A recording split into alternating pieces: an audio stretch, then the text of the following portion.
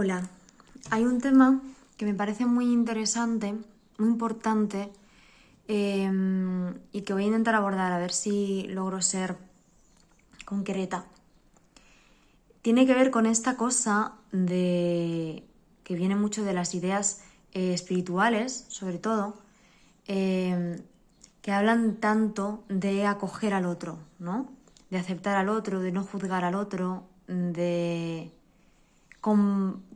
ser compasiva con la otra persona y de saber que en verdad la otra persona es un espejo y que muchas veces donde proyectas todas tus historias, ¿no?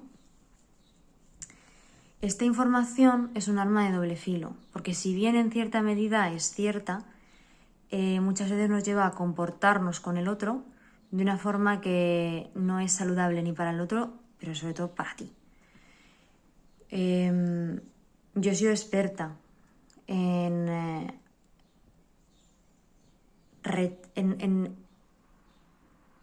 priorizar lo que a la otra persona le está pasando, acoger lo que a la otra persona le está pasando e ignorar lo que me está pasando a mí con la persona. He sido experta en decirme que lo que a mí me está pasando es mi movida, es mi problema y que no tiene nada que ver con el otro y que por lo tanto deja al otro en paz, no le hagas nada, no digas nada, pasa a abrazarlo, a acogerlo y a amarlo tal y como es. Y claro, ser experta en eso me ha llevado mucho a enfermar, ¿no? A estar muy mal. Porque sin darme cuenta lo que yo estaba haciendo era llevar mi sistema nervioso al estado de parálisis. Cosa que conozco muy bien porque de pequeña yo vivía con una persona muy violenta, mi padre era una persona muy violenta, que tenía unos brotes muy fuertes, de la nada al 100 pasaba, de muchísima agresividad, de eran gritos y romper cosas y ¡boom!, ¿no? Estallaba lo más grande.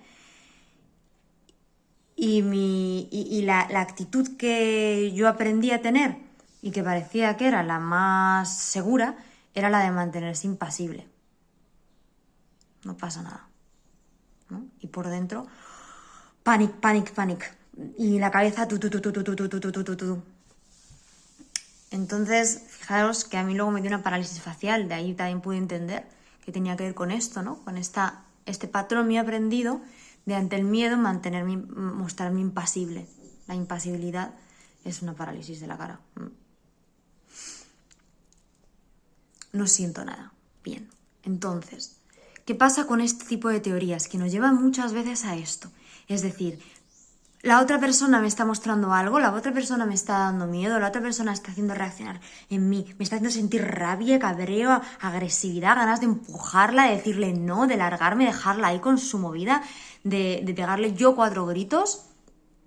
Y yo lo que hago es, no, porque el otro soy yo, porque además, entiéndela, viene cansada, está pasado muy mal, ha tenido una infancia muy dura, está frustrada, lo que sea.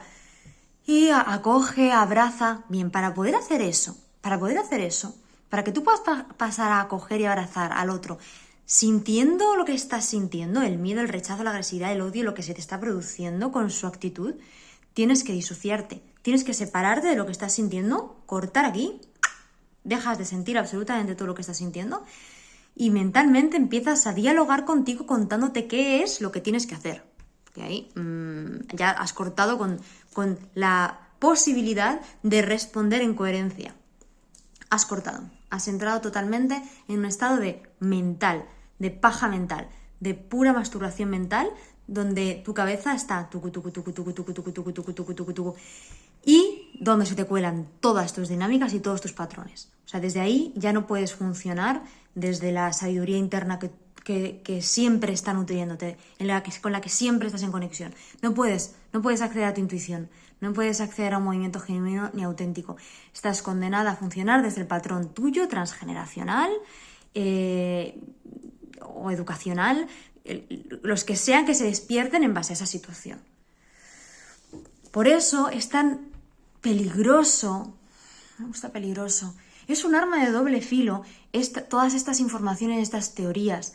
Y muchas veces se usan a la ligera y se tienden a convertir como en una especie de mantra, ¿no? Que tú te repites a ti misma, independientemente de lo que a mí me esté pasando con el otro, yo al otro lo voy a abrazar, lo voy a amar con lo que es. Claro, ¿qué pasa con eso? ¿Cómo que independientemente de lo que a mí me esté pasando con el otro? Lo que a mí me está pasando con el otro obviamente no es fruto del otro. Claro que no. El otro no me puede hacer nada. Todo eso está dentro de mí, ¿no? Pero está detonándose con la actitud de la otra persona por algo. Y es preciso que yo atienda a eso. Y si en ese momento yo no soy capaz de permitirme sentir todo lo que estoy sintiendo, conectar con mi rabia, llorar, hacer todo lo que necesite hacer mi cuerpo, salir corriendo, empujarlo, pegarle un grito, no soy capaz de hacer nada de eso, lo peor que puedo hacer es coger y empezar a hacer eso con el otro. Y tratar de acompañarle, de servirle, de estar a su disposición. Lo que tengo que hacer es retirarme para poder ponerme a disposición de mí misma. Abandonarlo, dejarlo ahí con su movida y irme a atender a mí, que está detonando en mí. Porque obviamente cuando con el otro se me detona una memoria traumática, una memoria celular, no es controlable. No lo puedes controlar, es que da igual las hostias que te estés contando mentalmente, es que da igual que te estés contando, o sea, me da igual que te estés narrando a Osho, a Krishna Das o a su madre en vinagre, es que da igual, toda esa información no sirve de nada, porque lo que está activando es una memoria profundamente subconsciente en la que tú no tienes ningún control y tu sistema nervioso se está apoderando al 100% de todas tus reacciones. Desde ese lugar solamente puedes actuar desde lo aprendido, desde los mecanismos aprendidos ancestralmente, porque son los del sistema nervioso los que ha ido asociando tu cerebro, tu amígdala, para decir, esto me ha permitido sobrevivir en el pasado. Y voy a hacer eso. Y antes te hablaba del estado de parálisis, que en el estado de parálisis haces esta cosa de entender al otro. Pero cuando no estás, pero a lo mejor no llegas a ese estado y lo que haces es actuar en base a un patrón que funcionó a alguien de tu sistema familiar o a ti en el pasado, que lo que era es gritar aún más, ponerte por encima de la otra persona, sacar un cuchillo y amenazarla. Podría ser perfectamente, porque estás totalmente desconectada. Entonces,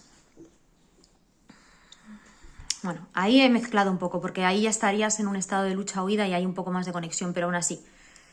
Es muy importante saber que ninguna información sirve cuando tu cuerpo te está hablando y te está transmitiendo información de tu subconsciente. Da lo mismo la información que tú tengas acerca de cómo se deben de hacer las cosas. Lo único que tiene un real sentido es aquella información que te permita ir hacia la escucha y a la acogida de eso en ti. Tenemos que pasar ya y olvidarnos de una vez por todas de la historia con el otro. No puedes servir de nada a un otro si tú no estás bien. No, eso es absurdo. Y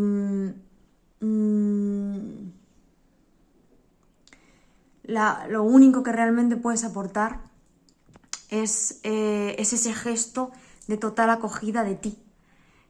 Y desde ahí es posible que si te estás totalmente regulada y bien y conectada contigo, puedas hacer un movimiento hacia la otra persona que le pueda servir y a lo mejor sea mandarla a la mierda, porque eso puede ser muchísimo más útil que ese abrazo, ¿no? Que ese capullo abrazo. Me gusta llamarlo capullo abrazo porque es realmente una capullada, o sea, coger y sacar de ti esa sensación que estás teniendo de rechazo y en lugar de irte a abrazarte a ti misma, coger y abrazar al otro. Es muy infantil, ¿no? Es un movimiento al final de necesidad más que de aporte. Necesitado hacia un grito de ayuda en realidad, que se muestra aparentemente como el yo te doy a ti, yo te salvo. En fin, desde este lugar y desde este tipo de situaciones se despiertan todos esos patrones de la víctima, el perpetrador y el salvador, y desde ahí estamos metidos en una dinámica en la que es imposible crear algo nuevo, es imposible ser creativos, estamos solamente en la repetición y domina 100% en los mecanismos del ego. Espero que se haya entendido y nada, si te interesa todo esto, pues me lo cuentas. Un beso.